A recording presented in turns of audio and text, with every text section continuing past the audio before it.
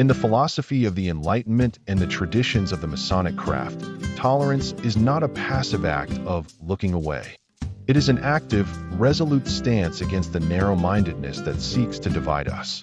It is the understanding that the lines we draw between nations and creeds are often artificial.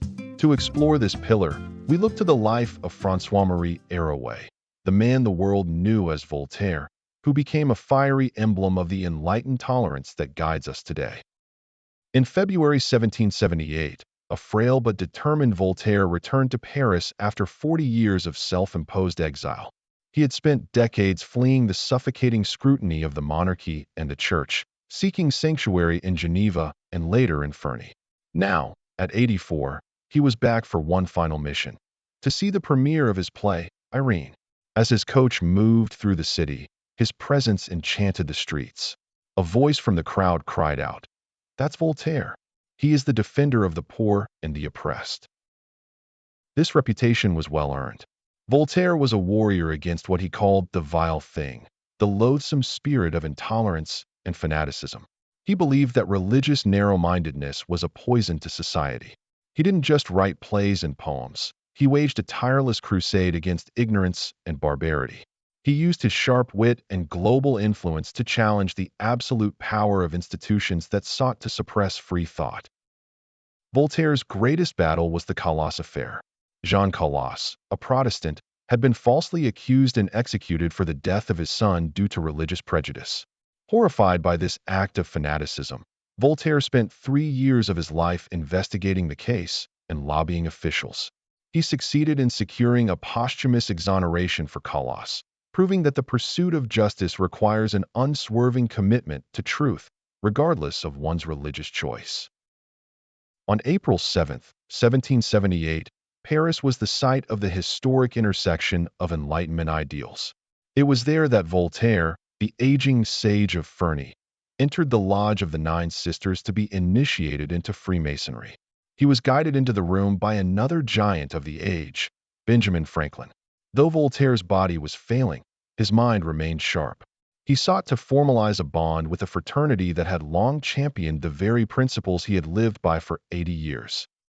Voltaire's formal association with the Masonic order was brief. He passed away only 7 weeks after his initiation. Despite this, he is viewed as an archetype for the craft. His membership was the culmination of a life that was already Masonic in spirit.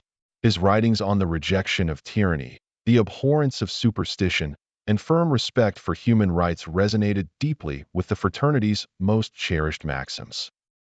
Voltaire epitomized the spirit of universal brotherhood.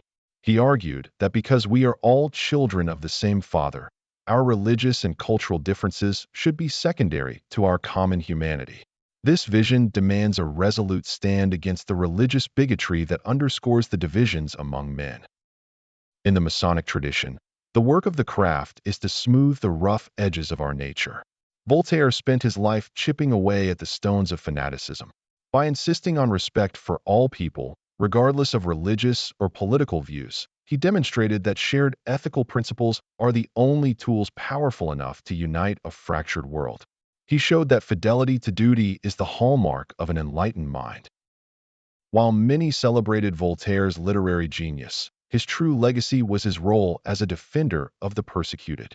He cultivated a vision for a society where individual religious choice is valued and where human beings are thought of as brothers first and subjects of a creed second. Voltaire's life poses a question to every modern citizen. In a world still fractured by intolerance and tribalism, do we have the courage to see the other as a brother? The pillar of tolerance reminds us that our common humanity requires us to stand against bigotry in all its forms. It is the active commitment to peace, understanding, and the rejection of the vile thing that still lingers in our society. Voltaire was a playwright, a polemicist, and a master builder of universal brotherhood. Though his time in the lodge was short, his crusade against ignorance remains a permanent landmark. He endures as a vibrant emblem of the enlightened tolerance that continues to guide and inspire us today. Pillars of the Craft is now available. Get your copy today.